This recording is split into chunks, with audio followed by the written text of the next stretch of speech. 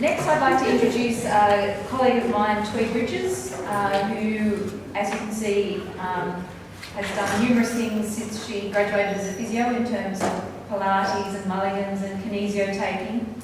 She's come here today to talk to you. Oh, and I should also say she has a private practice called Physio. So if you've got any particular questions afterwards about working in private practice, I'm sure she'll be happy to answer.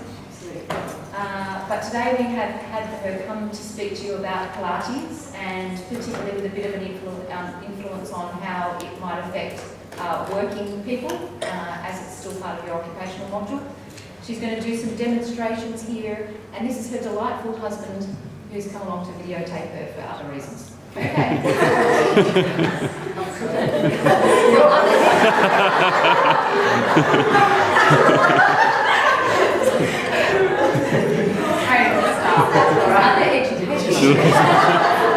Is that what we're calling it these days? Educational. Edit that. Thanks, sorry. All right, guys. So welcome to the class, and I do appreciate you guys have actually come in. So I'll be doing a fair bit of practical at the end if we have time. So unfortunately, the guys listening on audio will miss that, and maybe you can pick that up and see as your advantage over those guys when you graduate. Just before I start, I just wanted to get an idea of those of you who've done a little bit of Pilates at all. None of you? No, that's good. There's a few hands that's coming up. And we're talking about Pilates in the gym situation, or are you guys doing Pilates in a studio? So does anyone do it in the studio? Alright, so most people know Pilates these days as the Pilates classes that you do in the gym.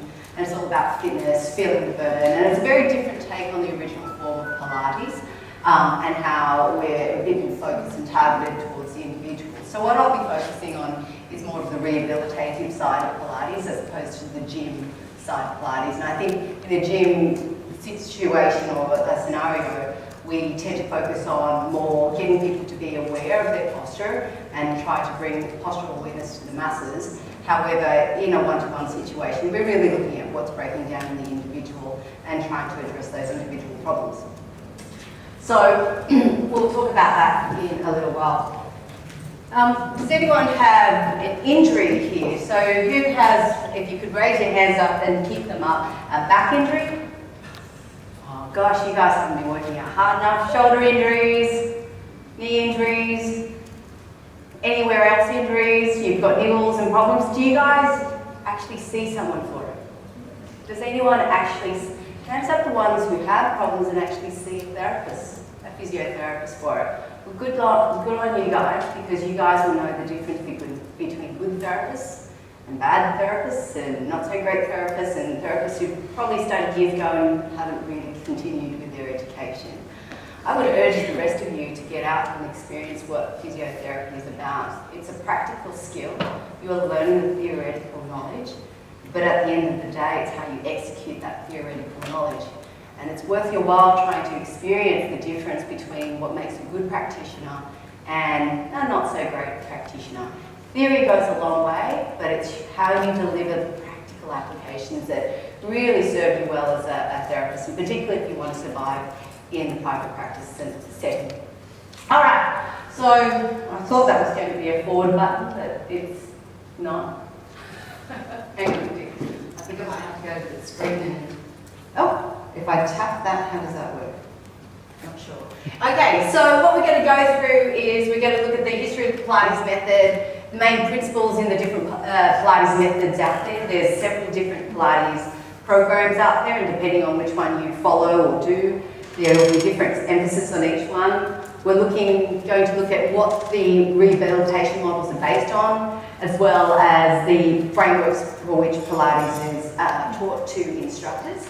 And then we're going to think about how it fits into the workplace, how you would assess and implement the Pilates program for someone who has a workplace injury, and also at that point too, decide how effective your therapy is going to be within the context of their work environment. And hopefully we'll get a chance to then see it be executed, some of the basic principles on each other, or hopefully someone will volunteer their bodies to the benefit of everyone's learning. I'm not sure how I can. There we go. So a little bit of history on Joseph Pilates. Oops. All right, so Joseph Pilates. Now he was German and he went over to England in 1912, and he was actually there to train Scotland Yard in self-defence. So obviously he was very fitness orientated, did a lot of body work himself, and when the outbreak of the World War came about, he was interned as an enemy alien. And during his internship, he then started looking after people who were injured and sick in the camps that he was sent to, or the prisons rather, that he was sent to. And what he was doing was he was getting people who were in beds, and he thought, you know, I'll try and get them a little bit more fit, a bit more mobile, and he used to set up springs and systems for these interns while they were rehabilitating in bed. And what was really key in his learning was that there was an influenza outbreak in 1918 where pretty much most people in the camps died in other camps, but not a single one of his interns died. And that was testimony to his system. He felt that he was in a stimulated system, encouraging people to have better health. Part of his principle was a lot of breathing and getting the body to reorganise and help itself. And so with that knowledge and the success that he had with the interns, he then moved over to America. And in America, he set up his first studio, and it just so happens that he set it up in the same building as a New York ballet company. So it sort of helps, location does help when you set up private practices, and it certainly helped for him. And he was seeing some of the ballet people, and they became great fans of his work. And obviously when you start seeing people, high profile elite athletes and elite dancers and performers, they start talking to their friends, and it really became popular when Ron Fletcher, one of his students, then opened a studio in Beverly Hills, and then when the stars started coming, when the stars started talking about it, it gets a bit of notoriety. And so Pilates came into the media pretty much in the 1980s, and more recently into Australia. We've only just caught up with the rest of the world in Australia. So that's how Pilates came to be in its initial form, and through the years you'll see the contractions or the equipment have improved from spring-loaded resistance training on proper beds to a bit more stable surface on the trapeze table. You might have noticed in some of the photos you've seen in Pilates, the reformer beds, Cadillac chairs, so a bit more sophisticated these days. Alright, so there are 5 principles of Pilates. And it depends on where you train, which Pilates organisation you train with. They will focus on different elements of Pilates. Some Pilates studios will have 8 different principles. I've just kept it down to the 5. I've trained in UK Institute Pilates, Pilates Room, and Polestar Pilates program. So I've had a fair bit of training in the Pilates scene. And each organisation has a different emphasis on what they think is important in terms of rehabilitation, and what they think is going to improve someone's performance and their outcomes. And obviously that all depends on the training and the research the organisation has had access to as well. And so you'll see these days Pilates has evolved from what it was in its original form. We take into account the latest research. So in the first bit we think about centering, and so in the Pilates method we think about the actual core being very important, and the energy flows out from the core. So you'll notice that the popularity of Pilates is primarily about the core, but it's much more than just that. So with our Pilates, you'll notice that whenever you attend a Pilates class, we ask you to concentrate on what you're doing. You're totally engaged in the process. And that's now being facilitated by research with Lorimer Mosley in terms of, you know, being aware of what you're doing, and rather than being a passive participant, our clients are asked to be engaged in the process. So rather than tuning out that you do soft tissue work, they're asked to feel and understand what it is that we're asking them to do. So concentration in what they're doing, focusing on what needs to happen is important. Control is very much important. We think about control in all elements of our Pilates setup. So when I set someone up in a 4-point kneeling position, I'm cueing them up on their shoulder girdle stability, where the pressure is going through the heel of their hands, the hips are over the knees are hip distance apart, and we're very much precise. So that's the precision there that we execute our movements with. So no limb is left to its own devices, you know, to let just do whatever it is that it wants to do. We're asking someone to be elegant, graceful, and balanced in their work. And certainly when we talk about balance, I would much rather someone have even range of movement and not much movement, rather than have one limb with full range of movement and then the other limb with not so much movement. So we're looking at balance in the individual rather than having one hypermobile segment relative to a stiff segment. And that sort of makes sense, I would imagine, for you guys. Flow is the next thing in terms of our Pilates principles. And so when we talk about flow, we're trying to integrate these movements into free flow movements so that we have some elegance, but also so that we can integrate it into everyday movement again. It's all very well to move on a machine or move in a mat work class, but what use has it if we don't then integrate it and flow that onwards into our everyday movement? So again, at the core of all your Pilates work, we're trying to integrate that into normal everyday function. And with that, the body has to move with flow, with elegance, and with balance. Now, the breath is a really important thing, and you'll understand that most techniques that succeed, most exercise forms that succeed, and that have been around for years and decades and centuries, include breathing. So if you think about it, yoga includes breathing, Tai Chi includes breathing, even your acupuncture includes breathing, okay? They've been around forever. And Pilates is another form of exercise and movement that includes breathing. Why is breathing so important? Because we know, and even in the research, Peter O'Sullivan did some research, and we know that in the existence of chronic low back pain, what can be altered is your breathing mechanics, your breath hold, in order to use that as a strategy to stabilize, to increase intra-abdominal pressure in order to facilitate stability. So the idea is to control the breathing, to actually have a breath with your exercises, and in doing so, supply the tissue with the oxygen it needs to recover. And of course, you know, what use is there in terms of exercising and moving if you are holding your breath all the time? So again, it's the ease of the breath. And so you'll see a Pilates breath being a sigh, a relaxed expiration, as opposed to a forceful expiration, which we tend to see in more, gym-based exercises. Now, we utilise the breathing as well as we make exercises harder. We'll reverse the breathing and we'll use more forceful breathing as well. But again, the breathing is integral to the training. And again, depending on how you train and where you train, if you train in a gym, your instructor may or may not cue the breathing so much, but typically in a studio setting, the instructor will cue the breathing. But obviously the most important thing is to maintain a continual breath through the exercise process rather than breath holding. All right. So, at the end of the day, regardless of whether we're doing Pilates or just basic physiotherapy, we're looking at controlling the biomechanics. And if it doesn't work biomechanically, it's unlikely to be sustained, and an injury is likely going to occur, whether it's accumulative or as a result of an actual trauma. Okay. So the idea here is we want to encourage stability.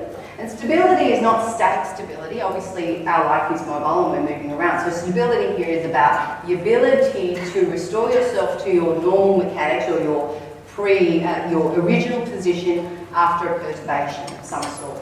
And of course, the more stiff you are, the less options you have in your body. So again, with the development of our knowledge, Pilates has now moved to then integrate our understanding and knowledge of stability and how stability systems work. So originally, it was worked with Pilates, Joseph Pilates worked with dancers, and now we then integrate our knowledge of slings and myofascial connections and the neurology as well. So we'll talk about a little about the myofascial slings created by, or initially researched by David Yanda, the Messier lines, more recently Andre Bleeding, working on myofascial connections in the body and how it transfers forces, as well as Tom Myers in terms of the anatomy trains. And of course, one of the things that really helped with the Pilates movement is obviously Paul Hodges and the research in Australia here on the core and how important the core was and the neutral spine. All right, so this is Punjabi's model of stability. And so in order to have stability, we need to have form closure. So that's the inherent stability in the system. So in your shoulder, guys, you have lots of inherent stability from the joint mechanics themselves. So the structural makeup of the bones. Do you? Come on, guys, you're 4th year, you're about to graduate. Should have the answers to this. So, shoulder. Does it have a lot of inherent stability made up from the bony integrity of that joint? Say no. Alright, so if you don't have integrity from the bones themselves, what do you rely heavily on? Muscles, ligaments, okay? So if you don't have inherent stability, form closure, you're going to rely on force closure. The capacity of the muscles to coordinate themselves and control the movement of that joint. Now, on top of all of this, the neurology has to control it. You might have great muscles, but if you don't have the neural system working and coordinating itself, then you're going to also have dysfunction. So that's when we're playing it to the shoulder. Now, the pelvis is the easy one, and it's the model by which we use a lot in Pilates just because we're working through the core. So the sacroiliac joint and the pelvis, guys. So does it have a lot of inherent stability? Yes, it should. Lots of ridges and grooves develop as you grow, and it's like a jigsaw puzzle that slots together. Okay? Now, from trauma, you might have a little bit more movement. It is supposed to flex and bend, but there's not much movement. In pregnancy, what happens, guys? Ligament laxity, increasing weight, so there's a little bit of shift in the balance. And so the difference between some women feeling pain related to pregnancy and other people not feeling pain related to pregnancy is then the capacity of the body to keep up with the force closure to accommodate the laxity in the ligaments. Does that make sense, guys? Yeah? So there's a balance in the system. The more injuries you have, the more laxity or inherent instability you give to the form itself, you will need muscles to then activate. But what happens when we overactivate is then we lock down joints, and that creates its own lovely problem. So what we know with acute back pain is that what happens to multifidus in acute low back pain, guys? Switches off. So within 48 hours, deep multifidus switches off. Now, what happens in chronic low back pain, guys? Do you know that? Second half of the story. Yeah, so what happens is deep multifidus doesn't switch on, so your body says, I don't have deep multifidus, so I'm going to recruit the next best thing, because I can't exist without something compensating, right? Makes sense. You've got to keep yourself moving. Something else has to work. And so what Andre Bling has done with his research is found that in chronic low back pain, what they found is superficial multifidus switches on and it doesn't know how to switch off. And that locks down the system. The psoas muscle, now, I don't know if you've been educated on the psoas, the psoas. You know what, every back patient that I see, I'm checking out their psoas muscle. Why is the psoas so important, guys? Anatomically, where is it attached to? Where does it go from? Where does it attach to? Okay, so here you need to know your anatomy. Sorry, speak up. L1 to L5, yeah. So sometimes, depending on which anatomy textbook you read, T12, L1 to L5. So it also has, you know what, I'm going to bribe you guys because I'm an external lecturer and I'm allowed to give you two. So, oops, bad throw. You guys get one, you can throw that. You guys are going to have to pass this stuff around, I think. I'm overthrowing. There's not enough weight to these chocolates to actually give you a good throw. So, attaches to T12, L1, 2, 3, 4, 5, attaches to the fascia. This is the tissue that wraps around the muscles. Attaches to your disc. All right, so if that muscle turns on, it's going to shut down and compress your spine. It's going to irritate the disc as well. And because it's shut down the system and it's attached to 5, not just 1, but 5 lumbar vertebrae, sits sort of vertically and diagonally. Can you see that when it locks in, you're going to lock down all your lumbar segments and suddenly you don't flex through the entire lumbar spine. You have a hinging movement that then occurs through that person. Yeah? You'll see it in your patients. So analysis and understanding of the anatomy is very, very important here. So I look at psoas all the time because psoas is very much like the deltoids. Right? Anterior deltoid does what, guys? Flex and abduct. Posterior deltoid will extend extend and abduct, right? So depending on where it's connected to, it's going to do two different things. The psoas muscle is very much like the deltoid of the hip. The upper segments, when they contract, will flex. The lower segments, they attach to your lumbar lordosis. So when they contract, what are they going to create? Extension. All right? So depending on how much of your psoas is locked down, you'll be locked in certain positions. And again, it's up to you as a therapist to figure out, is it the upper portion of psoas that's the trouble here, or the lower portions of psoas? And of course then, you've got your superficial multifidus that you have to switch off as well, because the two of them, the back and front, can lock down and increase compression in the spine. Yes? You said that you look at psoas. How do you look at it? Do you just palpate? So we assess and we palpate and we look at the movement, and we might just do that later because you guys have come to it and you might want some practical stuff. So we're going to do some practical stuff as soon as I get through the exciting theory stuff. Alright, so really good question, we'll come back to that. So we require forces to help stabilise the system, particularly if we're in trouble.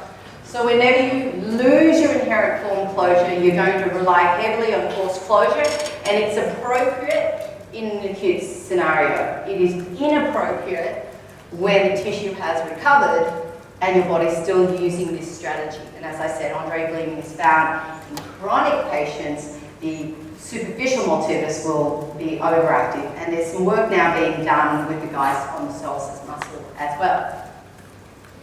The neurology is very, very important. Now, who's been keeping up with the Neuro-Orthopedic Institute? I'm sure you have, right? Lauren knows these work. Yes, you have. Of course you have. Yes? I'm hoping you have. Say yes, right? You have. Yes? No? Oh, good. All right.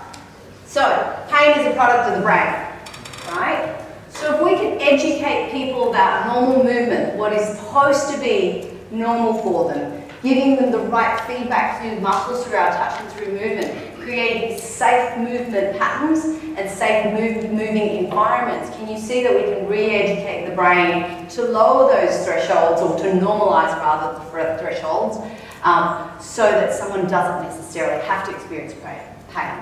Because again, your receptors are firing up, telling your body there's something going on, and whether the response from the brain is an appropriate one or not is the question. So again, the more we challenge the system to normalise in its function, its understanding of normal movement, the less pain messages that are going to be sent out by the brain. Alright, so with Pilates, you'll notice we start off very basic with our work, and we then become quite dynamic, and that's because of our understanding of our dynamic slings. And so there's different slings around the different components of the body that govern movement. So here we've got our posterior functional slings, the lats to glute complex, the pecs to the rectus. And so again, when we bowl, there is a reason why we bowl with one leg forward and the opposite arm moving. That's because of the sling system from the lats to glutes. We recoil. As we lengthen, we use the elastic recoil of the system to give us the force for those explosive sporting movements. And by the same token, when I am doing a tennis serve, it is my pecs to abdominals, my rectus abdominis, to my adductor sling that has to coordinate to then give me the power to drive that tennis ball forward. So your dynamic system and how muscles relate and interact with each other is really important, because it changes the way you are going to treat someone. Now let me give you a scenario, and you guys are fourth year, so you better have answers for me right now. Someone comes to you and they have an Achilles problem. Alright, pain Achilles. You've diagnosed it as an Achilles tendinosis, tendinopathy, whatever you want to call it these days, because it changes, right, with the research. Right, there's a problem in the Achilles. What are you guys going to do about that problem in Achilles? It's an acute problem, so they're coming fresh. Let's make it easy for you. What's your first management? What are you going to do? Now, I bet, this patient has come to you with their hard-earned money, right? It's your first patient ever. What are you going to do for them? You're not going to sit there and just look at them. What are you going to do? Take a history. Take a history. What's that history going to reveal to you? That's probably the most important thing in this scenario, a good history. Sorry? Why? Okay, so what type of things would create an Achilles problem? Overuse. What else? Imbalance. Imbalance in the system. Now that's a good answer. I'm going to ask and challenge you where the next part of that imbalance is. All right, so you're looking for a history, you're looking for imbalance, you're looking for overuse, you're looking at poor maybe running styles, whether they've taken up a new sport and they haven't transitioned or moved into it appropriately, whether they sit down all day and they decide to go running because they thought they'd get fit suddenly, whether they've got the appropriate running technique possibly, whether they've changed surfaces in which they stand for their working environment. You're getting all that history because at the end of the day, you're treating the symptom down the end of the chain. Okay, this is what they present with. Where does it come from?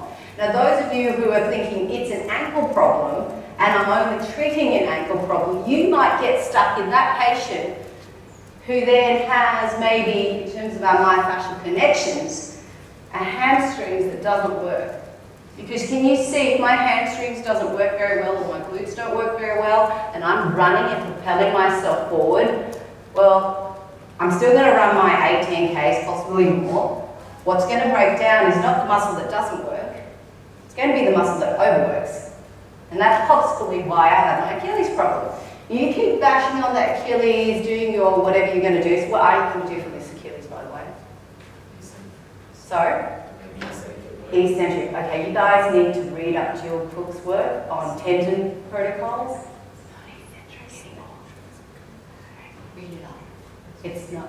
Right, so I'd like to stress that Jill Cook also wrote the whole research on eccentric training, by the way. She's now promoting a different tendon protocol and it's isometrics. So read up on that, guys. You still have your uni access to all your papers. Read it up because it will change the way you treat your patients. All right, so you might think, I want to make this Achilles stronger, I want to rehab it to make it stronger. What's going to happen is if your hamstrings do still not contribute to the movement, can you see you're only rehabilitating and treating the one that does all the work? Does that make sense? So when we do Pilates, we do a whole body assessment. We don't just look at an Achilles and say, oh, it's an Achilles problem, your calf is really tight, it's excessively tight, it's pulling on Achilles, we might want to release that, and we might want to do a new tendon protocol. We also want to look at why this Achilles isn't working. What led to this, aside from the training, the footwear, the work environment, the inability to recover, and also then whether the other muscles are contributing to the movement or not. And so the role of good history is very important, and also the role of good assessment. All right, so we're very much interested in how that body's connected. All right, so this, by the way, that photo is a dissection there of the scalp fascia, cut down the erector spinae, down the sacrotuberous ligament, down the hamstrings, into the calf, into the plantar fascia, as one continuous volume of tissue. All right. Now, up to this point, you guys are being taught anatomy in segments. Muscles detached from one bone to another. And that's really important. I don't want you to throw out the alphabet in the body. You need your alphabet. But the value of the alphabet system is understanding how those muscles relate to each other. Okay? My calf and my Achilles might be in trouble because my hamstrings don't work. It could be in trouble because my back doesn't work. And there are occasions where I treat headaches and neck problems by releasing hamstrings. Because if I understand that the system is connected, I have options to go to when the standard neck stuff doesn't work, when the standard Achilles stuff doesn't work. I know the next muscle to go to. And again, Pilates challenges you to then look for those other connections. And it's not just Pilates, it's our understanding, the better way of understanding how the anatomy and body connects together with our understanding of anatomy training lines, the work with Andre Bleeming, and more recently in terms of whole body connectedness with the works from Diane Lee and LJ Lee as well. And there's many more techniques out there that integrate the system. All right, so it allows us to work with complex problems, because if I see a tennis elbow or a lateral epicondyle problem, and again, I'm doing all my work here, and I don't get the answers, I go through my tendon protocol through here, then inherently if your posture in your shoulder is tragic, can you see how you're not going to get anywhere fast?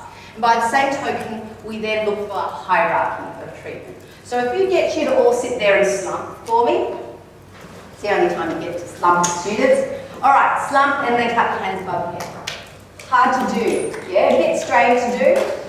Take a deep breath in at the same time. Hard to do too. Your abdominal contents are compromising your lung capacity, but if I just sit up straight, pelvis up, hands are easier, breathing's easier, yeah? All right, so your patient comes into you with a shoulder problem, and you go dig around, and maybe they do have a supraspinatus tear. But there's no point rehabilitating just that supraspinatus tear if you haven't corrected this business down below. Yeah, do you all on the same page with me?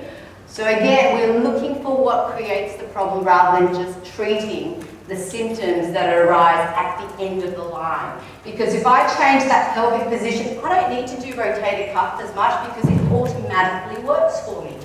And if someone has lung compromise, again, can I just get them to sit up straight? Because that would improve their breathing by a whole heap without having to do physical work on them. And by the same token, if I have leg length issues and I sit down, my pelvis is a little bit facing sideways and I sit down, can you see if my mother told me to sit up straight all the time, it would be really uncomfortable. Actually, let's just do an experiment, guys. I want you to stand up and put one foot in front of the other, twist your hip forward, one hip forward, don't care which one. All right, one hip forward, one hip behind, sit down. And make sure you stay facing me, don't twist your body around. And I'm going to be that mother that tells that child, sit up straight. Sit up straight, kids, sit up straight. Now, does that feel comfortable for you? That's a whole lot of effort to sit up straight, isn't it? Yeah? All right, so position and alignment becomes really important. Now, I'm going to challenge you to see if you can stay there. Stay in that position. See how long you can hold it, because it ain't pleasant. All right? Can you see how some people, if you told them purely to sit up straight, that is not the answer to their problems, all right? If someone is slouched in the pelvis, pulling your shoulder blades back and down is not the answer to their problems because the pelvis is still driving them backwards. So again, we're asking ourselves what's going on in the whole picture as opposed to looking at just a single segment because it gives you better answers for longevity and injury prevention. All right. How's this new? All right, so again, they've done myofascial dissections along myofascial pathways in the arm as well. So this is the superficial front arm line. They've dissected the pecs and lats, continuously with the medial intermuscular septum into the flexors. So again, if you have a flexor problem and you don't get any answers there, you might want to travel into the medial intermuscular septum and into the pecs. And similarly, in the superficial back arm lines, the trapezius muscles connected to the deltoids, the lateral intermuscular septum, and the extensors in the forearm. So again, if I have an extensor problem and I don't get my answers there, I'm going to look elsewhere. I don't know exactly where else to look for some answers, as opposed to doing some guesswork. So again, knowledge is the answer for all your problems. The more you know, the more options you have for treating someone. All right, so we do a proper examination, and that's what's going to identify what the problem is. All right, so we do additional tests to then figure out what the priority for the patient is. So you ask the question, how do I assess pelvis, and how do I assess for whether it's important or whether I need to work on the pelvis, yeah? So does someone have some pelvic issues, some back pain? I don't care how chronic it is, the worse the better actually. So we can figure out what's going on in your body. Free treatment, guys. All right, come on up. Now, if you had surgery, I cannot help you undo the surgery, just so you know. I can help with the recovery, but just not to undo it. If they fused you, I can't make that segment move again. All right, what's your name? Richard, thanks for volunteering your body to our science. All right, Richard, tell us your woes. I've got a bit of back pain. It's been ongoing since last year, but I had a re-aggravated yesterday. All right, so re-aggravated. So it's nice and fresh for us. Here's your patient, guys. Questions, quickly. What do we want to ask him? What did you do yesterday? What'd you do? I play basketball. I do trim basketball. Yeah, more relevant question then. What were you doing in the game? Exactly. So I landed quite forcefully on my right foot, and then I just felt the pain shoot straight up. Alright, so the mechanism of injury is really, really important. Land forcefully on the right leg, pain should jar up into the system, and that's consistent with the way he's standing right now, yeah? Can you see the way he's standing? And we take that all in. A postural assessment in Pilates is really, really important. It gives us all the information as to how this person uses their strategy to cope, alright? So right now, he doesn't like weight bearing. He might have on that right leg, but he might have been there like that before the injury, quite frankly. Yeah. So, what else do you want to ask him? Was that the first time you went back to basketball? No, I played prior to this without any problems. Alright. Next question. Is this the same kind of pain that you had the first time before? Yes. Is that the same mechanism of injury as the first time? Or is that different? Are we layering, in other words, problems on top of old problems? It's different mechanism. Alright, so what was the original mechanism? It was insidious before. Insidious.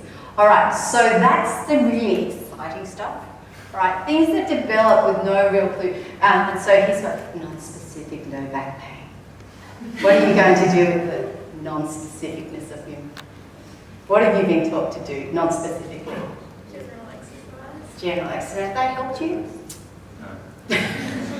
Alright, so I'm not saying that it's not worthwhile, but in a practical environment and in a private practice, we try to figure out how to unravel that body that comes to us, because something developed over time. It crept up on him. We need to figure it out. And he's done his general exercises, but maybe we need to be a little bit more targeted in the way we prescribe some work to him. All right, so what was the original mechanism of injury again? The original one. Yeah. Yes. Insidious, and so in insidious, did you have anything sort of happen beforehand? Like, you know? I was moving furniture. Alright, so move furniture, something went wrong there, now that he remembers it. And then it developed, and sometime afterwards, week 2, I don't know how long afterwards, but something wasn't quite right, you felt it, but you just never did anything because you were studying physiotherapy and you thought, I'm going to wait for my students to fix me because I can't afford to go to a physio, or you've been seeing someone. Good on you, good on you. All right, so he's got this new jarring injury. Did you ever get fully better?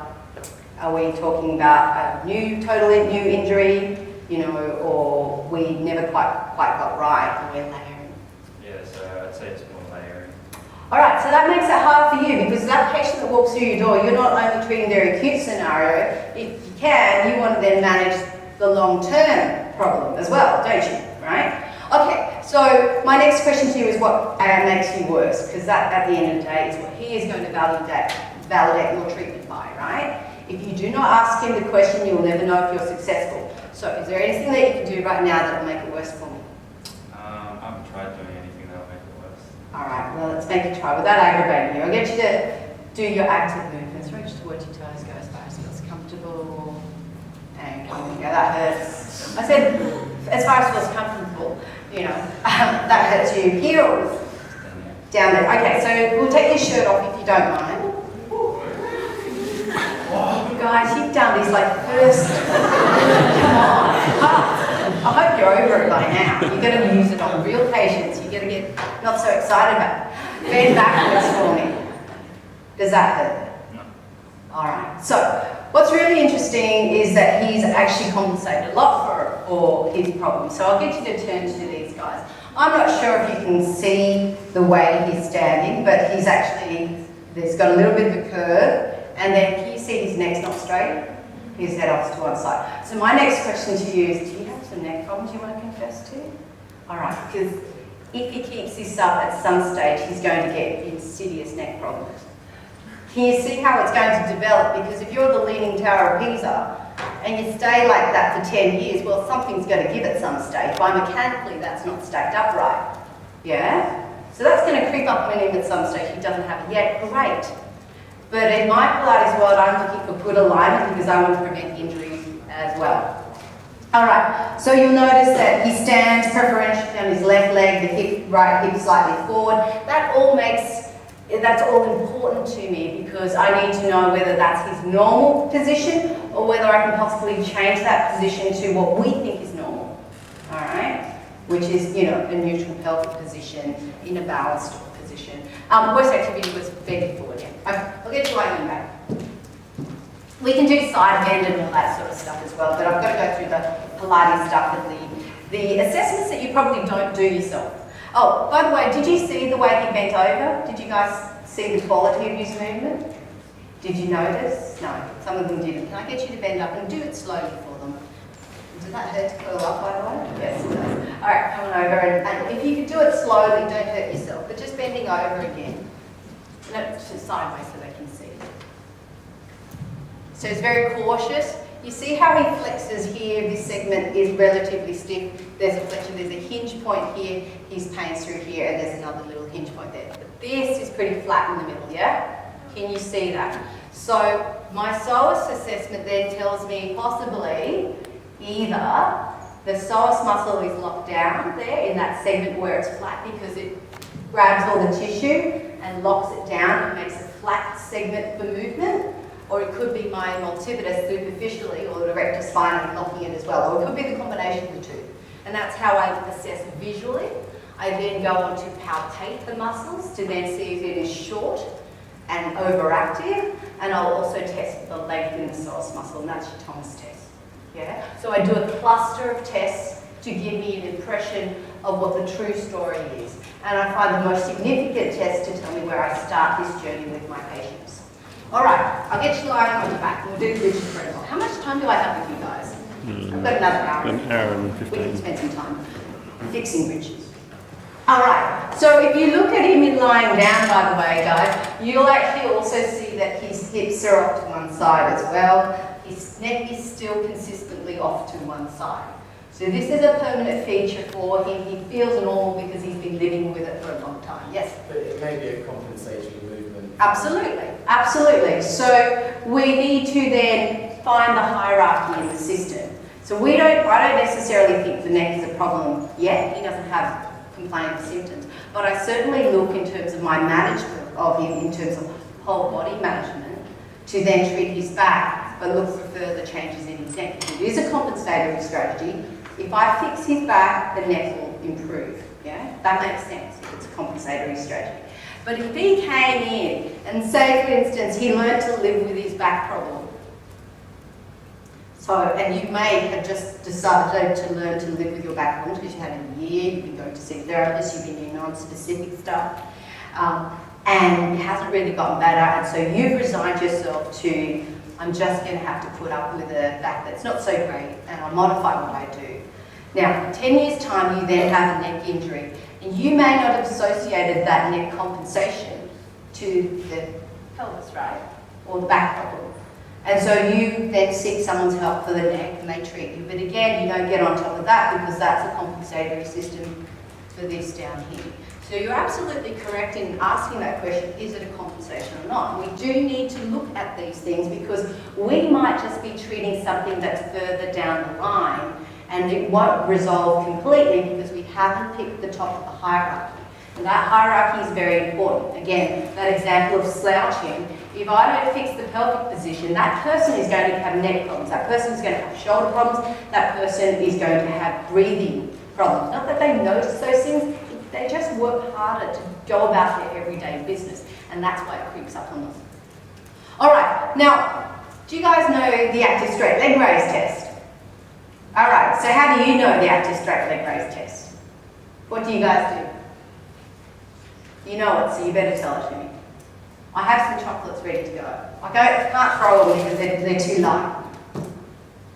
What is the act? Come on. You're about to graduate. How many more weeks have you got? One. Right, so you better have some answers for me, right? If you don't know how to assess with an active straight leg raise, you're in trouble. What are you going to do? Ask the patient to raise their leg. And how far? As far as they can tolerate. Sorry? As far as they can tolerate. As far as they can tolerate. Well, that's not the active straight leg raise, but that's a length test as opposed to a strategy test. All right, no one's getting those chocolates. All right, so there's the active straight leg raise test where you're looking for length. Now you know that leg doesn't mean diddly squat to the research world, because just because you're flexible doesn't mean you don't have pain, yeah? So it is an important test for an elite athlete. They need their range. That's when I'm testing an elite athlete, I want range.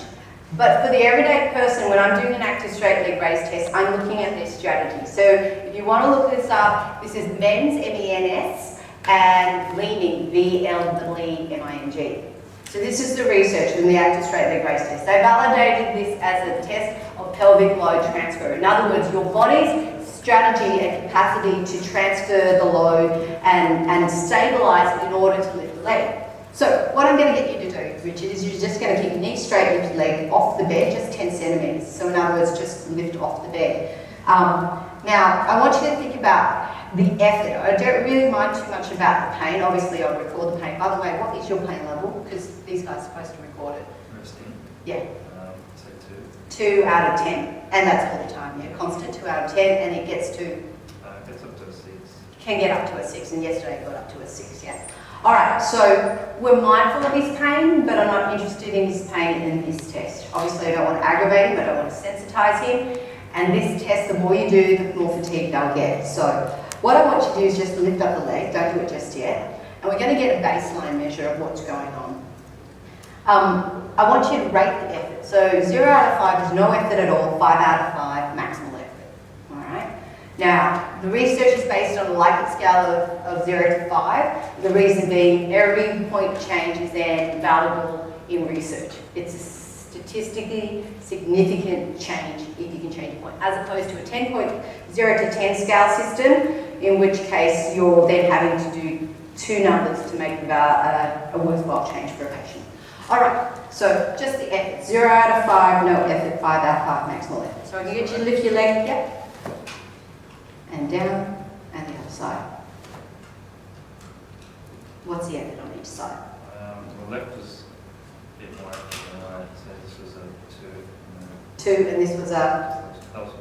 2 and a 1. So what happens is the strategy, now here you assumed that it would be harder on this side, but this was 1 and this was 2. Now this is important to me because this back affects both legs. He's just noticing the symptom in one leg. Yeah.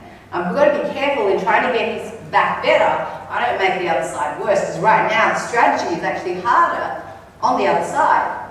Does that make sense? And if I'm not asking these questions and I'm not doing relevant tests, I don't find those answers. Yeah. All right, so this is a part of a testing protocol we teach in Kinesio Tape, but I'll go through it with you and it gives you the whole body connection. So what I'm going to do is I'm going to supplement the force closure in your system. So in other words, this is a measure of how your body transfers load with the current muscle system that you have. I'm going to supplement some forces that other muscles may need to turn on. If I get a good combination, you're going to say it's easy. If I get a bad combination, what you're going to say is it actually makes it harder for you. Of course, I wouldn't want you to train those muscles. And if I get nothing, well, then you don't need to train those muscles. You can if you want. It's not going to actually help you back, but at least it won't make you worse. All right, so I'm going to glide the tissue here. Now, I want to be very mindful that what I'm doing in terms of my Pilates training, what I'm doing in terms of my Kinesio Taping, what I'm doing in terms of soft tissue work is basically soft tissue, all right? I'm not going to compress joints because my soft tissue, my muscles can't do that level of compression if I press too hard. So all I'm going to do is gather Richard's skin basically and tension up the system as muscles would, yeah? So you'll notice when I glide this, I'm not doing a SIJ testing here, I'm just gliding tissue. Now you lift up your leg and tell me if that's better. Is that a 0? That's a 0. And then lift the other leg. That's still not. That's still a 2? Yeah, don't try to give me good answers. We want to figure out what's going on. So I just did some work on some muscles. What muscles will gather the tissue along his lower abdominals here? What muscle goes from there to there? transverses. Okay, so in Richard's scenario, transverses training may be useful in helping this leg, but it'll do diddly squat on this leg. Yeah, can you see that? Because if it was going to help, trying to stabilise with my hands should have helped him too. And that's not saying that there might not be some joint work problems going on, because I haven't done anything about the joints just yet. And he did say to me he had a jarring problem. All right, so it helped that one, didn't quite help this one. Let's go to another one. Lift. That wasn't as easy. It was harder, yeah, other side. Both hard. All right. What muscle goes from his rib cage to the opposite pelvis? Which system? Your obliques. So which is the top obliques here?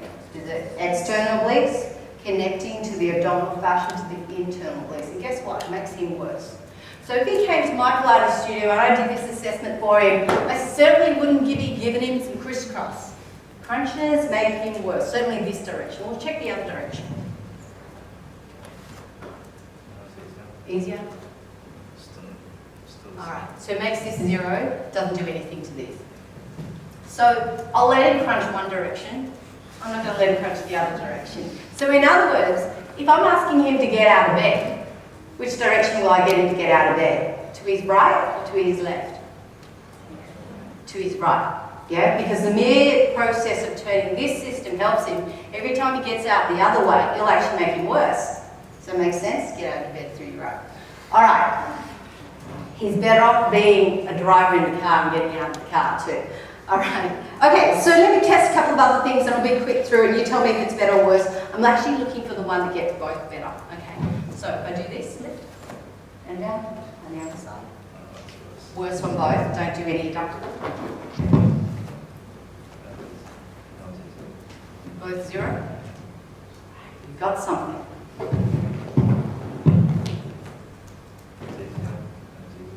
Was that better than the last one? Yeah?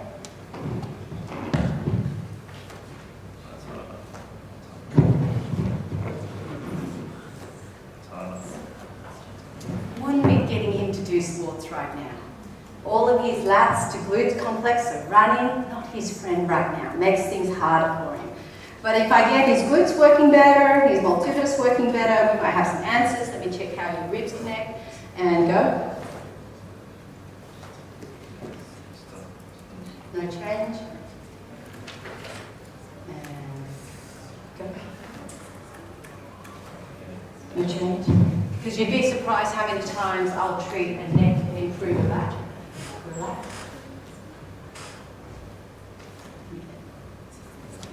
It was easier. All right. Are we 0, 0? 0, 0. All right. So I can spend my time treating his back. Now I'm curious, which is the chicken and which is the egg here. Because he's got this back problem that was insidious. He's got this neck that sits sideways, and when I treat the neck, it actually makes the effort downstairs better. So is this the top of the hierarchy? Or is this the top of the hierarchy? Okay. So now you have a hypothesis. I can either start with training his glutes, training his multifidus, or doing something about his neck. Now, just out of fun curiosity, I am just going to treat your neck and just tape it up to see whether it gives your whole system an improvement. And if it does, I'd be spending my time treating up there. But it's not to say I wouldn't do something down here, but it'd be an interesting exercise to figure out where your problems are coming from. So sit up for me.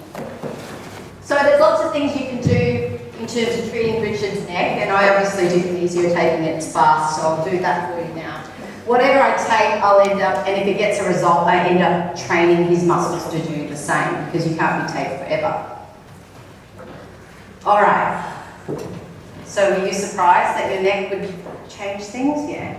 And if you look at his neck position here too, if you look at the bulk, I'll get you to turn around.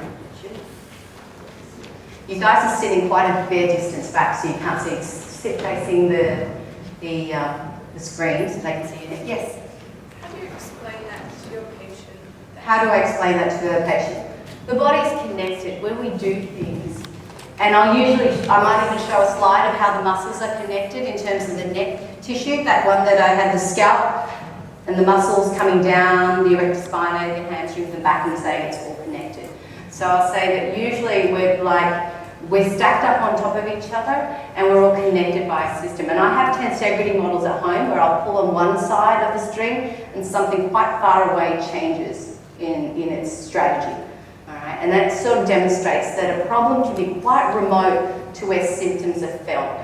There's lots of little tools. I didn't bring them here, I apologise. But the other thing I might say is if you want to come up or demonstrate, come on up, seeing as you asked the question. Pause for a tick. I'll be with you in just a tick, Richard. So I'll actually usually do something to them on a non-painful side. So all I want you to do, sorry, your name? Ashley, thank you for volunteering. All right, so all I'm going to ask you to do, Ashley, is keep your legs there, don't let me move you. And so my information to Ashley is stay stable, don't let me move you. And I want you to tell me, Ashley, where you feel the strategy working. So hold there, don't let me move your arm, and pull on your arm, don't let me move your arm. All right, keep pulling, and where do you feel the work? In the hips. Now, the problem is me pulling on the arms. Where she feels it is here. So she's going to be the person that comes into my clinic and says, I've got these problems in my hip, and she might be the process worker that reaches across. There's a load through her arm, and she reaches across, but she doesn't necessarily relate the problem being the arm, or the aggravating factor being the arm. She relates it possibly to just purely standing. Does that make sense? Yeah. So where we have strategies may be quite remote from where the problems are coming from. So that's a nice simple one to demonstrate to someone that, you know, it may not be there, except some people are actually there. In which case you try to find something else. Thanks, Ashley. Here you go. You can have chocolate and I can actually pass it to you. All right, so I'm going to just take Richard's neck just as an exercise to see how his body might respond to his neck being a little bit happening. Now, once I've done this, it gives me an idea to know that there's a neck problem. I still need to test out what's going on in the neck, but you know what, can I get you to stand up a little bit, Richard? So standing up. And because I think the neck is related to the back, I need to treat the neck, get him to unload the back to get a good position, because if he's sitting down, can you see how his back and his pelvis are going to be fixed? So anything I do on top may not transfer its way down. All right, so that's the point there. All right, marching on the spot for me. And stop.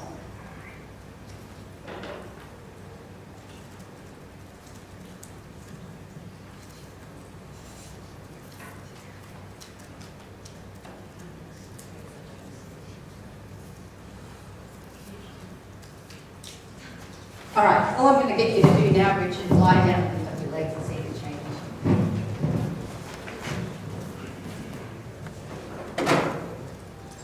Yes. How's it feeling?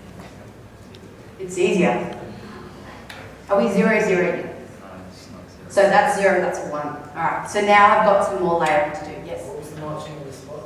So if I think his back is secondary to his neck, and if he was sitting down, and say for instance, I will exaggerate, but say for instance his neck's so unhappy his body's contorting itself around.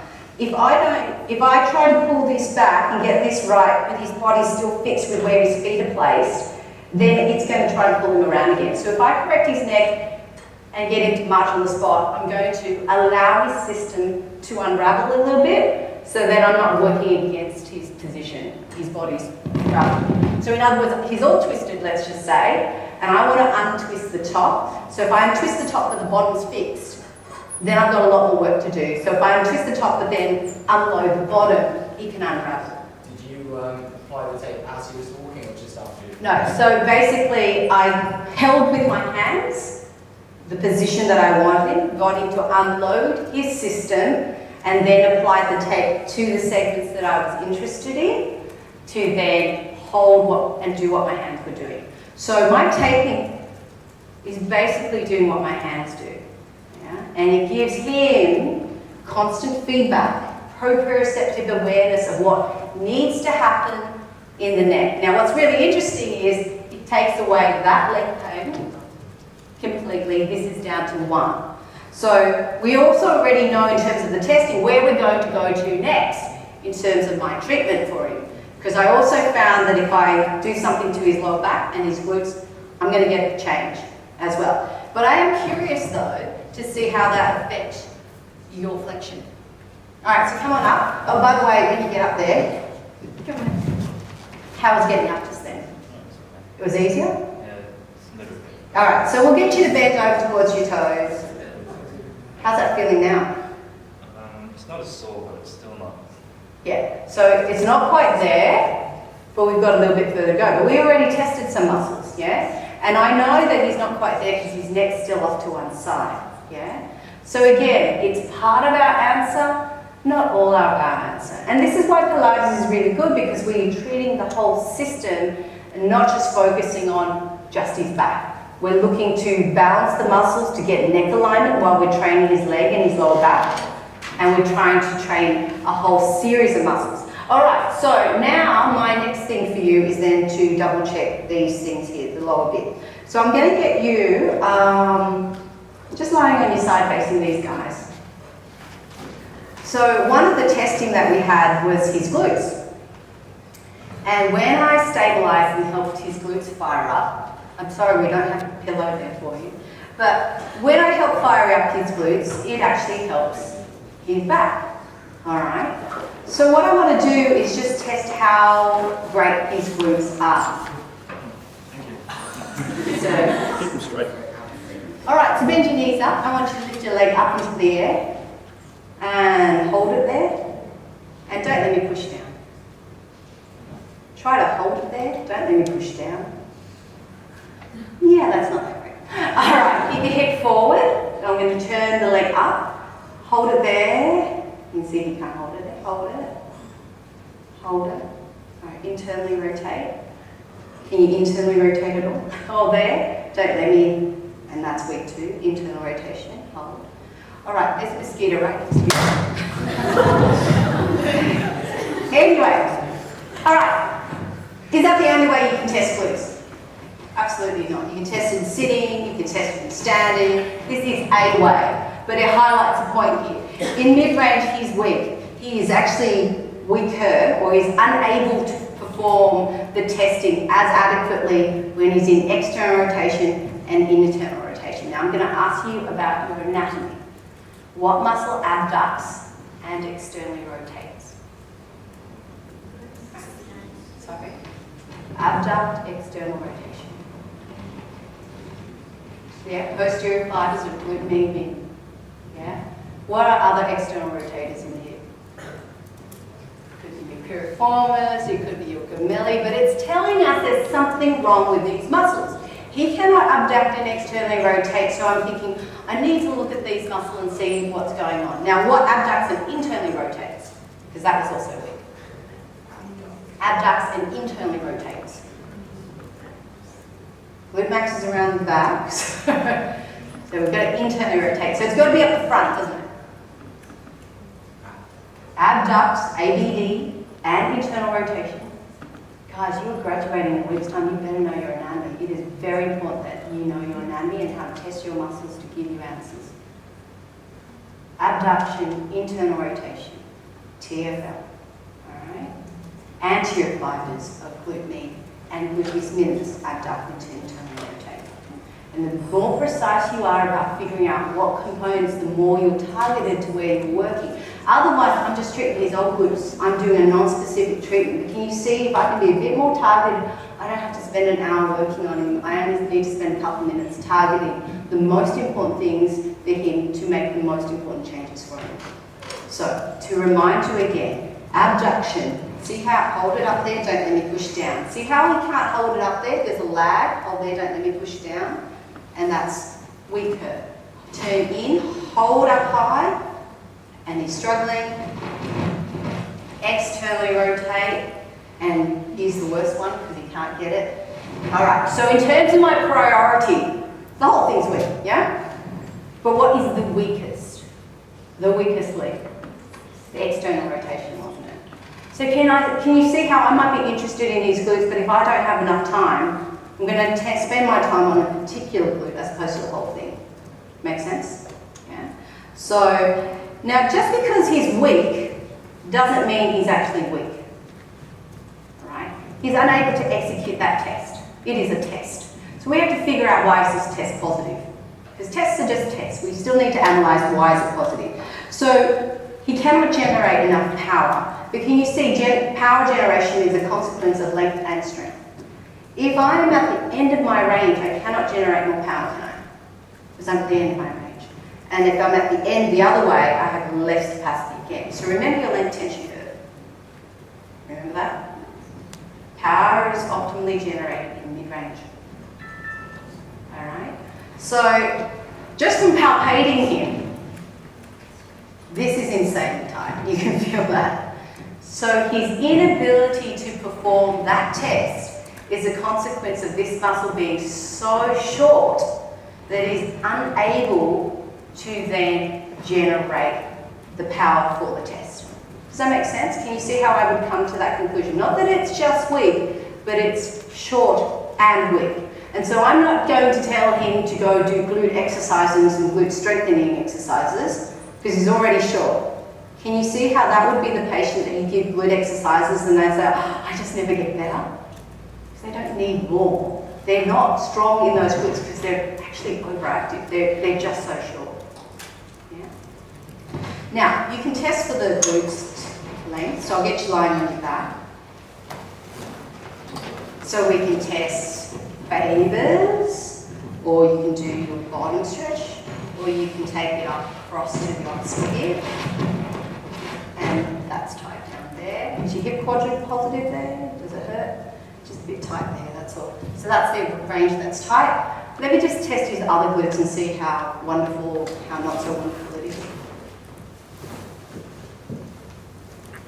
Hold your leg up in the air, don't let me push down. This is a little bit happier. Turn out, don't let me push down. Turn in, don't let me push down. And this side's not as bad. Can you feel? Strategy is easier. So I could choose to take both glutes, but right now I'm just going to do one glute because it's the most important glute. Okay, so I'm going to get you lying facing your colleagues there.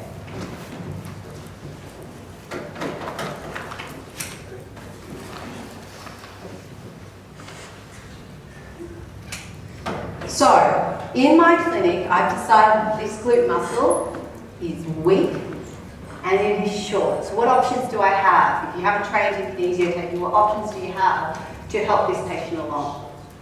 You can do stretches, you can do soft tissue work. Those of you who go on to learn dry needling, you can do dry needling as well. So there's a lot of tools that you can use to help you, but again, that testing is the most important thing. You need to analyse and assess what it is you're going to do to make the most change for your client. So I'm palpating the band that's the tightest. It's in this direction here. I'm going to get you to drop your leg, straighten this out, drop your knee down there in the opposite of that line muscle pull. You've got two bands in here, that one and the next one. That one's the worst one, yeah? All right, so bear with me. I'm just going to take this up to restore some length in his system. I would like that down further. Yeah, that would have helped. Let me go redo that. Undo that, that's good. It would help me heaps. I should get a mate who's going to treat you afterwards, hey?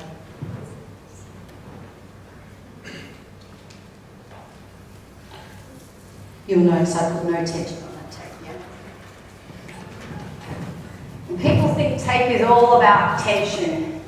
And this one I put hardly any tension on his tape. All I want him to do is be aware of this muscle, to reorganise the brain, get that neural connection to the muscle again. Now reach, rub the tape to activate the glue. Okay, I'm going to get you staying there. Hold your leg up in the air. Turn it out. Don't let me push down. How's that feel? Still. Yeah, still a little bit unhappy, so I'm going to look for the next band. So we've got one band there. There's the next band. Can you feel that one there? We're going to let go of this system. And as I said, you can use multiple tools to help you. You have a whole bevy of arsenal in your toolkit in terms of what you've been trained to do. So tell me, what exercises would you give Richard for his glutes at this stage? Stretches. So what stretches could you give him? Sorry? What stretches? Okay, so he's an office worker. He's got the same problem. He plays basketball in his spare time. He's an office worker. What stretch would you give him? What instructions would you give him? So you're going to give him a stretch that he can do at work. You're going to exactly that. Get him a body stretch in a seated position. And what is the technique involved in that exercise? What's important? Am I going to ask him to bend forward? What other cues am I asking him to do? Yeah, sit up straight. So rather than slouching forward, because that's not going to help him too much at all. Okay, take your leg up in the air and let's see. Hold there. That's more stable. Hold there, don't be pushed down. Now I've got some work to do. Can you feel that? All right, I'm happy that I've restored the strength in the system by restoring the length in the system. I'll get you lying on your back. I'll check that hip range again. That's looser now. Can you feel that? Not catching so much. All right, I'm going to ask you to lift up your leg and see how it feels. Is there anything there? No. No effort at all. We went from 1 out of 5, 2 out of 5, now we're down to 0 on both. All right, get you to stand up now, Richard. How's your back pain right now? Nothing. That's a good answer. There's some latent stuff still hanging over. What number are we down to? 1-ish? Okay, I'll get you to bend over towards your toes. See how it goes? How's that feeling now? Smoother. Smoother movement? Not 0. Yeah, not 0, but not much for 3 pieces of tape. Yeah, haven't had to do a lot of work. What do you think my home program is going to be for you? Neck stability exercise is one, and glute lengthening to fix the right-sided back problem. All right? And I can bash on the back, don't get me wrong, but you know what I need to do to prevent it from coming back is not necessarily just there. Yes? Sorry, how does taping So what the tape does, it stimulates receptors in your skin and educates the body on what it needs to do. So basically what I do with my hands, if I can change the way your body works by gliding and stimulating the body with my hands, I'll use the tape to do the same thing. So it's proprioceptive feedback. So I'll use someone else to demonstrate. You probably want me to do that last bit for the lumbar spine. So there was another test that's 0, but I reckon you're going to get 0 anyway if you just let it work, but just because you want something. Because he also had that multifidus problem as well, didn't he? All right, yes? With the glute stretches, are we just getting him to do it on his left-hand side, or are we doing it on both? He doesn't need to on his right-hand side, but obviously I'd like him to do his other side so he can train his brain to know what normal is about. Because again, this is a re-educating process. His body's been this way for a year. So there's no point just training one without telling the body, this is what normal should be like. And the goal is to get it to match up. But I don't need the other side to be longer. I just need this to catch up with the other side. So I'll do it to remind him, but not necessarily to, get the other side more flexible, which you're bending over towards your toes. As far as feels comfortable.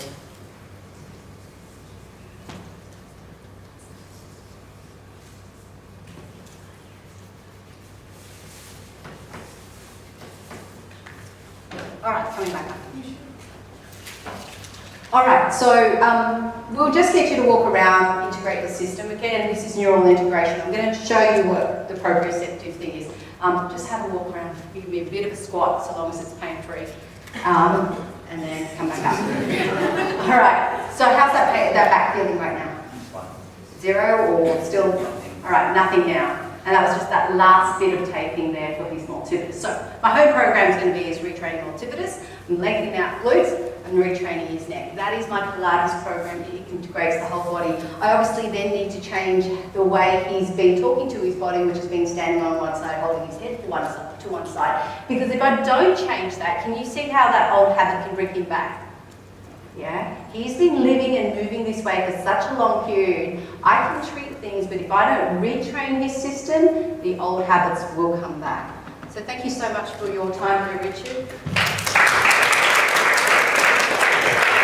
All right, so the question was, how does the tape change things, right? So if someone has shoulder problem, just like to do a quick demo on, say, a shoulder weakness.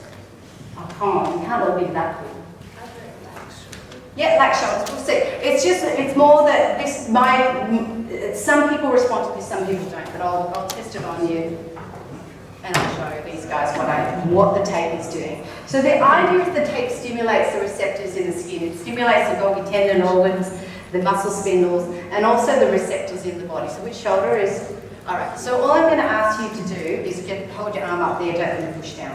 So hold, don't let me push down. Is it sore at home at all? I'm going to just look for one that's weak. Hold there, don't let me rotate forward. It's a bit hitchy. Hold there, don't let me rotate back. And then, oh, not too bad. Hold there, don't let me push forward. Hold there, don't let me pull back. She's pretty good at the moment. We'll use this one here. Hold there, don't let me push down, because that's a little bit weak there. All I'm going to do is straight the arm down. Oh, well, I won't aggravate it too much then. Hold there, don't let me push down. All right, let's retest you, and then go up. The tape will only restore what's missing. She's pretty strong, so we'll see if we can make her weaker or stronger. Hold there, don't let me push down. That's weaker there. Oh, and now it's positive, so I don't want to retest you. Can you see how when I stroke one way, it changes you, when I stroke the other way, it doesn't change you? And thank you, have a seat. Not everyone responds to those things. Some people respond to touch, some people respond to joint work, and this is why we have that classification in non-specific, because we don't know what people are going to respond to. But as a therapist, it's our goal to figure out what is the best entry point into working with this system. Is this person going to respond to joint work? Is this person going to respond to exercise? Is this person going to respond better to soft tissue work, or possibly it's even needles? Now in your case, when I stroke in a certain direction, I can make you weaker. And certainly when I take people, so anything I do with my hands, I will change the stimulus to your system in order to get what I want. And in this case with Richard, I put light tension in. With Kinesio Taping, there's a specified tension when you want a particular result. So if I want to strengthen him, I'm going to take with a slightly different tension, 20 to 35% tension on the tape. If I want to get the tape to do a little bit more, I'll change the tension. And the body responds in the same way. It's almost like music, right? When you want to relax, what type of music do you listen to? Chill out stuff, right? It's nice and slow, it's easy going, there's no heavy beat to it, yeah? And your body responds in a certain way. And when you want to get fired up, or you want to, get fired up, and a lot of the athletes will listen to music prior to a game or competition, they've got music that's blasting with a heavy beat. That gets you active and gets you activated, right? So it's the same thing with a tape. If I tape on the skin with a certain light tension, I get a relaxing effect on the body. And I change the tensions on the tape to stimulate the tissue to get it to ramp up or settle down. And that's what I do with my tape. So that's how the tape works. It really just changes the input into the system, but primarily what it does is it's proprioceptive re-education.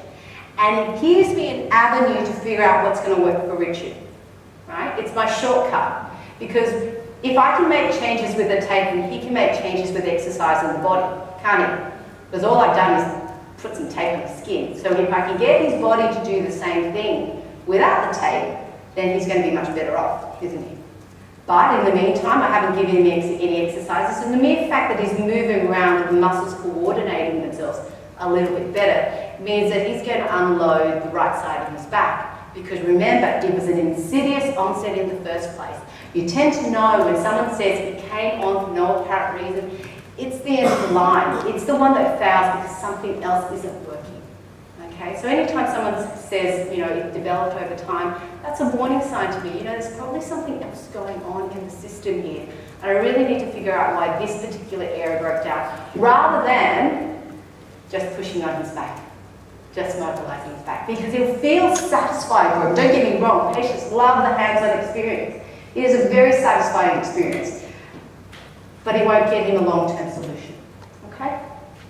All right, so there's an assessment and an execution of a treatment, and now I have in my game plan is exercises. I have what I need to do in the next couple of sessions with Richard to get him out of this mess.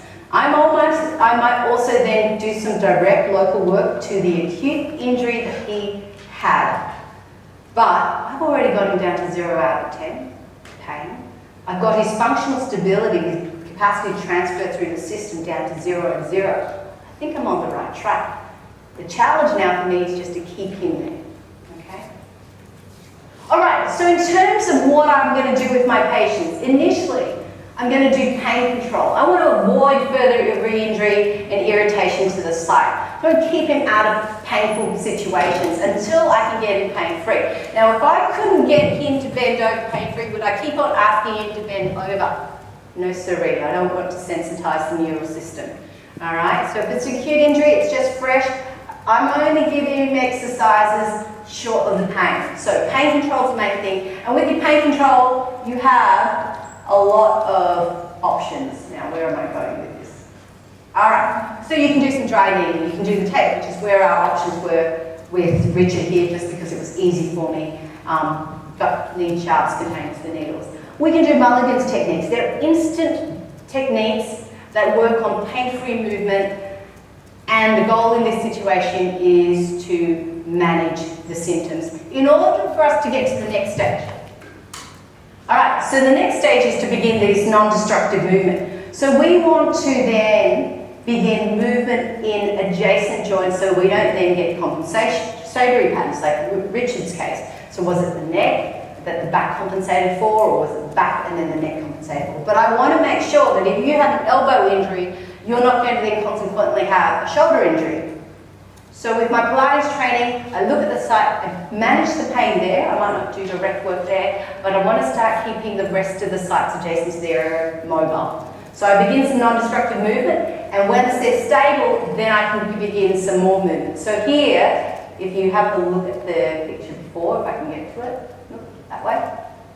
So here we've got the leg lever exercises down the end there with the leg lifted, okay? So again, just basic training, core stability, transversus activation with the leg lifting up. I then increase the sequence, lift the leg up and get the body to move. Can this person maintain stability while moving the rest of their limbs? So I'm adding dynamic work to the system and asking them, can they still maintain that stability? Again, we can add the arms and whatnot as well. We want breathing in this mix, and we're thinking about control and posture. As we get better again, I might change the challenge a little bit. We begin proprioceptive and kinesthetic training. And again, we're keeping it safe for the patient. We're introducing movement again in a safe, controlled environment. Closed training obviously will help you as well. But can you see how if someone doesn't like bending over, I may get them to bend in a different way.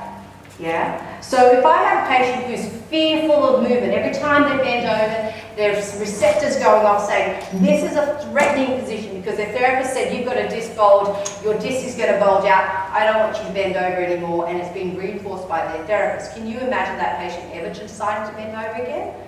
No, it's really important to move. So if his pain is driven by fear, can you see how I can get him to maybe sit down and maybe do up his laces? Now that's flexion. So I'm introducing movement in a slightly different environment to educate the body that it is now safe. It can be safe to be in a flexed position. And we tend to take that patient out of the normal gravity positions. Now, some of the argument against Pilates has been, it's not functional. You don't squat with your back flat, on a reform bed, and you certainly don't. But the idea is to create an opportunity for change, to allow the system to move again in positions where it previously thought it was quite threatening, and then re-educate the patient. See, you can go with your legs up and down on this reformer bed, so you know what, maybe we can try it upright against gravity as well, because it's the same movement. Yeah? You can bend over and bring your knees to your chest on your back on the bed, so I think it's going to be the same as you bending over to reach towards your toes, and we take the fear out of the situation. And then the fourth protocol or value system that we add to their training is to teach the patient their self-limit. So to understand the warning signs of what's happening, when things are coming on, to then integrate them back into normal Pilates classes in a gym setting so that they can say, okay, this exercise is a little bit too hard for me, I'm going to aggravate myself, so I'm going to step it back and I'm going to work on this technique instead. They'll notice, my risk factor is my glute gets tight. That's the first sign I'm going to ask Richard to be mindful of. If you feel this side getting tight, well, I'm warning you, you better keep stretching it out because your back problem is going to be at a higher risk. Or if your neck's, now the thing is he doesn't have a neck symptom, so it's not going to be his warning sign because he's hardly aware that he has a neck problem at the moment. Can you see how I can educate my patients on things they need to look out for in order to help themselves, protect themselves? So that's the self-limit, understanding how far to push themselves and self-regulating.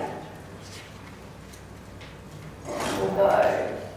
All right, so then with respect to the workplace, I have a patient that comes in and they have a neck problem. Two scenarios here. They work in the same office. This was at the Grand Prix office down in Melbourne. All right.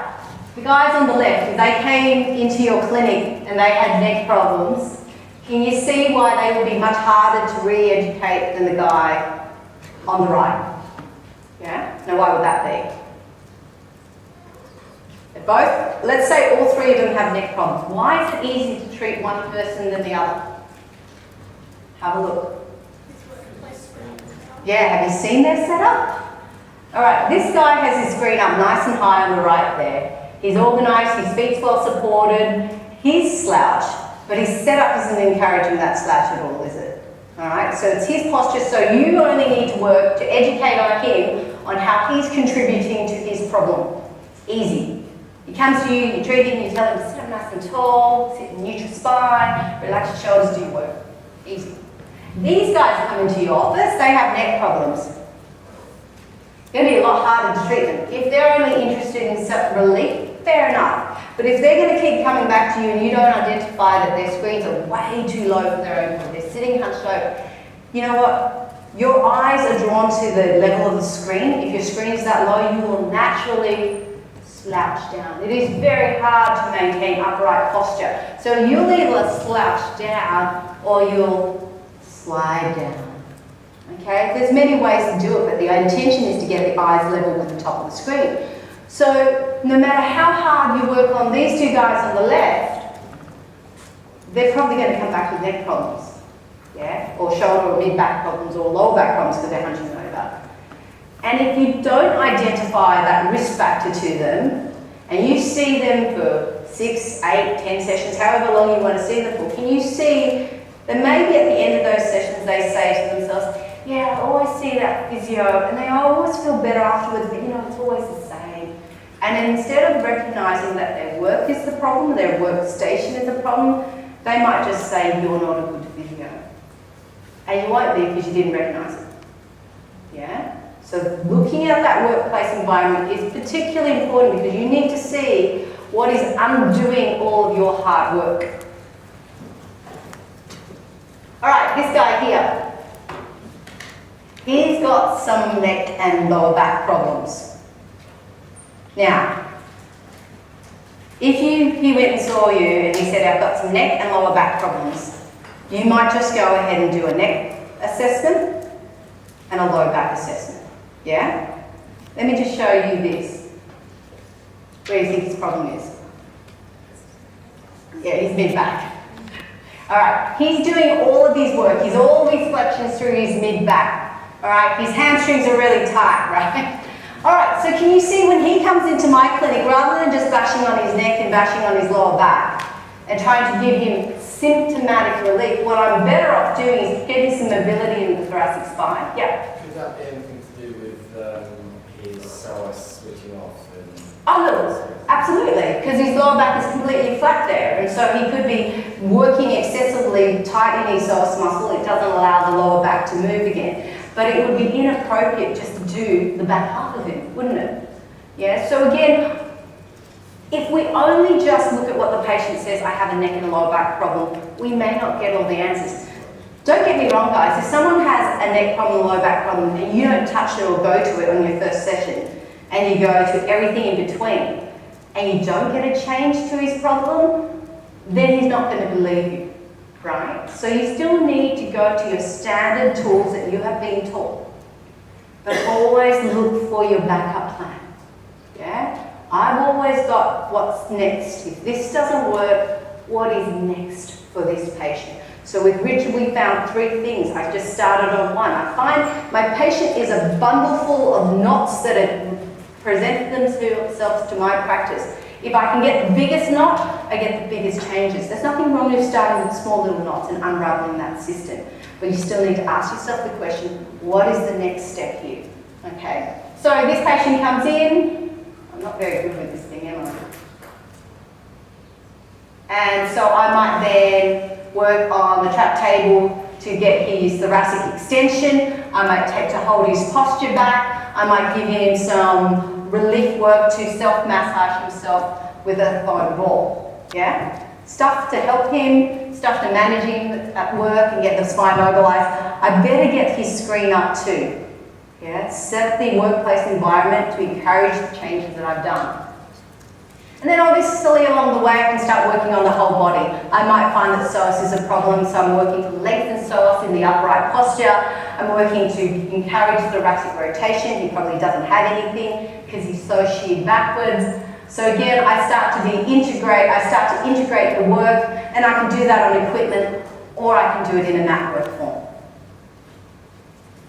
This guy here, he's a manager. He's in a work site this time. This is in South Australia. And when you're seconded to a work site, you get given what they give you.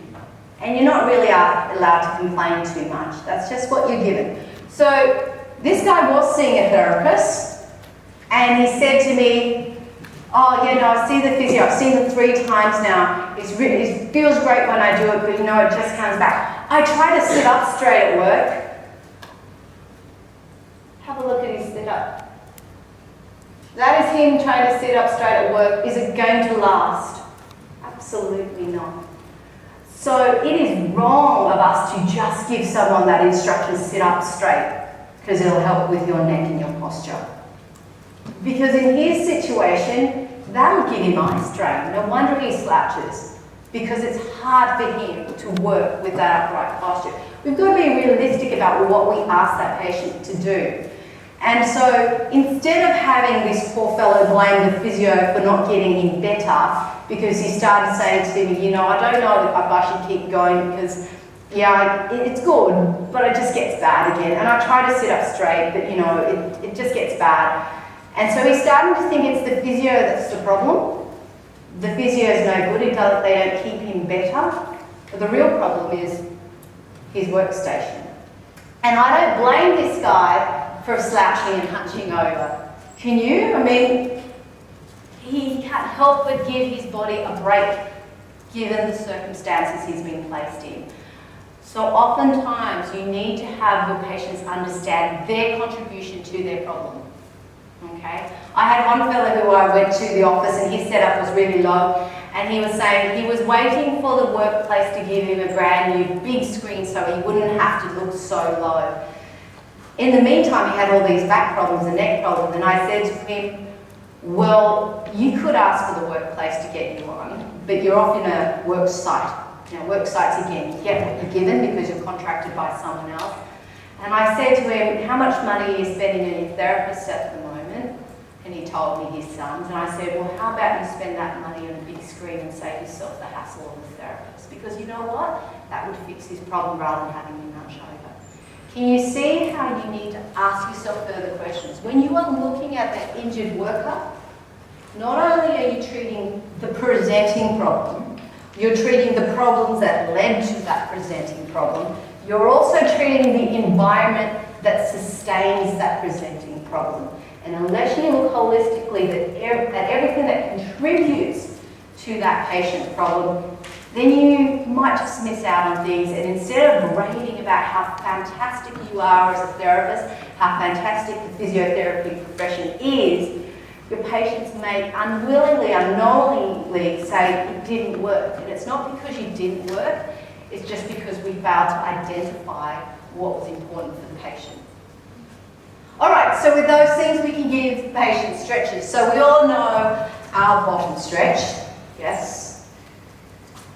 We all know the chair twist. We all know that there's certain things that I get my patients to do if they're sitting down at work all day. So I'll get you to do that in your tables right now. So what I'm going to get you to do is rotate to your right side. You're going to pull on the back of the chair. Put your hands on the outside of your legs or on the outside of your table there. You might be able to grab this.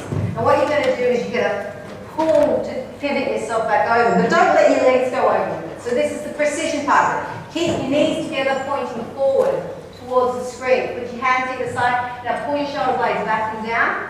And can you feel that going through your mid-back? And possibly those of you who are really tight in the pecs, you'll feel it there, yeah? Let's do the other side just to balance you out. So either use the table as leverage or your leg as leverage. And rotate. Now this is a mid-back stretch, so just double check where your head is at. Some of you guys are looking all the way around your shoulder, impersonating a thoracic spine stretch, but you're just moving your neck. Okay, so if you keep your chin above your sternum, it'll give you a real indication of how much movement you have with your thoracic spine.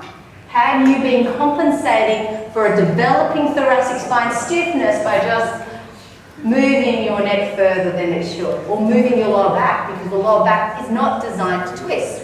So those patients who say to me, I have pain when I'm rotating and I have pain in my lower back, I know that's a secondary pain. Is the lower back supposed to rotate, guys? No. It's flexion and extension. So if my patient says, I twisted and it hurts my back, I know I'm looking at something else as the cause of that problem. Can you see how I need to understand my anatomy to ask those questions? Otherwise, I won't find the answer. I'll keep working at the lower back. So what is meant to move? If your lower back isn't meant to rotate, what is meant to rotate? Thoracic spine, cervical spine, hips, right?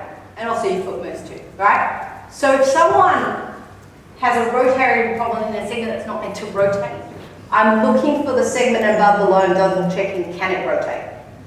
Because otherwise I'm going to compensate for that lack of movement by trying to rotate somewhere where there's not meant to be much rotation, and then I'll hurt myself. Does that make sense, guys? You need to ask yourself the relevant questions to then give yourself better options for solutions. Oops. All right, so in my Pilates examination, I do a lot of tests. I do squat holds, balance work, and also range work. So it's a system of balance. There's no point having great muscles if you don't have flexibility to match them. There's no point being very, very flexible if you don't have the muscles to control the movement that you have. And what characterizes an elite athlete typically is great freedom of movement as well as great control. And so when I'm working with my Pilates clients, I'm looking to balance up the system, restoring length in a balanced right to left fashion, as well as restoring the strength. All right, now I've come to conclusion early, but I'm happy to answer questions, or otherwise do a couple of more assessments on you. So, any questions, guys? No, you're all hamstrung. Does it match with what you've been told or taught?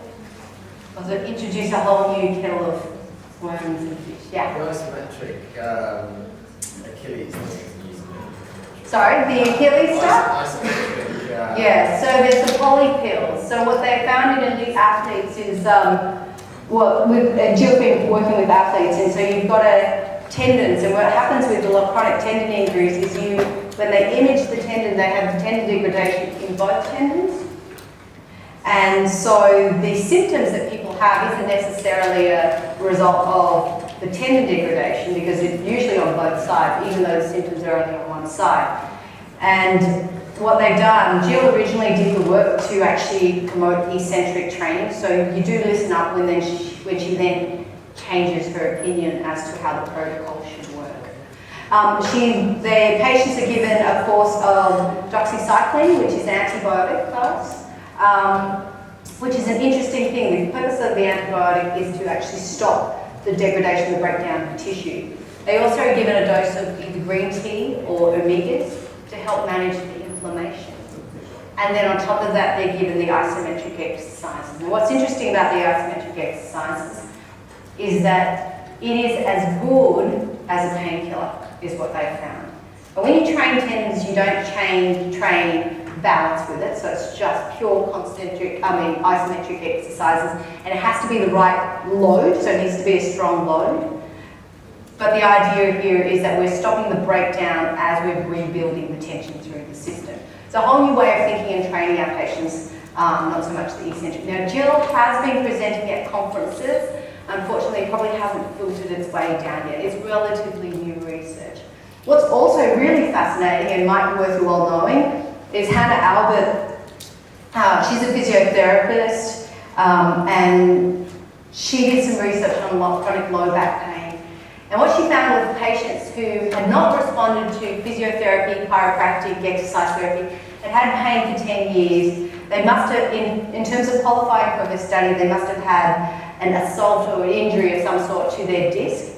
And she found modic changes on the MRI. So modic changes is basically the skeletal system has a change in the colouring on the image, and it implies that some fluid substance, so whether it's fatty fluid or some version of fluid, has infiltrated the spinal, the vertebra itself, and it's gotten its way in. So if there's a positive modic change on the MRI, she put them on a 100-day course of antibiotics.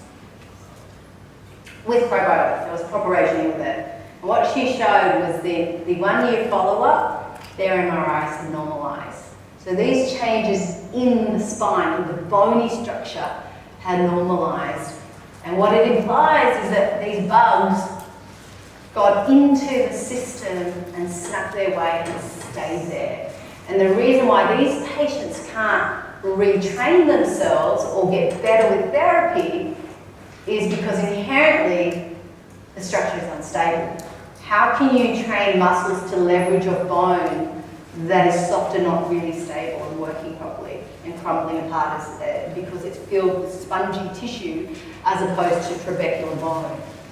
And so that's really, really exciting research. It creates a whole new avenue of thought and practice for our profession, but it also might help you to understand some of these chronic patients that we have may not be totally mechanical in terms of, may not totally respond to soft tissue work and exercise therapy, because mechanically, inherently, their form closure, their inherent structural makeup is being compromised by this bug.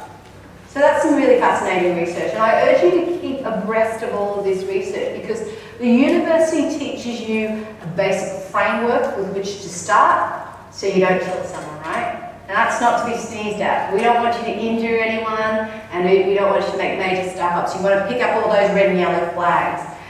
But all that new stuff that comes out, it's going to be up to you guys to keep reading about it. So this dual tendon protocol, it's coming out. It doesn't necessarily migrate itself to universities like that, because of course it has to, the program is set out in advance as well. But if you don't keep up with the research, then you'll fall behind in what you're delivering to your patients as well. And you'll see a lot of this research come around with these programs. So, the Polestars who I train with now, they're always up abreast with all their Pilates training. I teach with Tom Myers with the anatomy trains the connective tissue. And again, we're looking at the fascial research.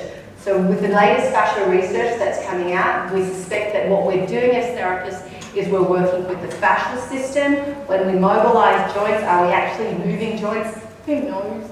But what we are doing is we're stimulating the mechanoreceptors in the area, and by doing so, perhaps what we're really doing is working to stimulate the fascial receptors to reorganize and neurally modulate with the brain. What I did there with the tape, again, all brain neuromodulation, okay? All I did for Richard was get the brain to talk to the area again, to normalize its function. And all we're essentially trying to do with most of our therapy is get the brain to reconnect with these areas appropriately again. Okay. So I hope you had some good learning experiences today. I hope I've introduced you to the possibility of how much change can happen very quickly. And I hope I've inspired you to learn more about your anatomy, revisit it, and the value of testing your patients, and really asking yourself some really good questions to direct you self as to what other therapies you could be doing for your patients. And maybe I'll see you in a course or two in the next couple of years. Thanks so much, guys.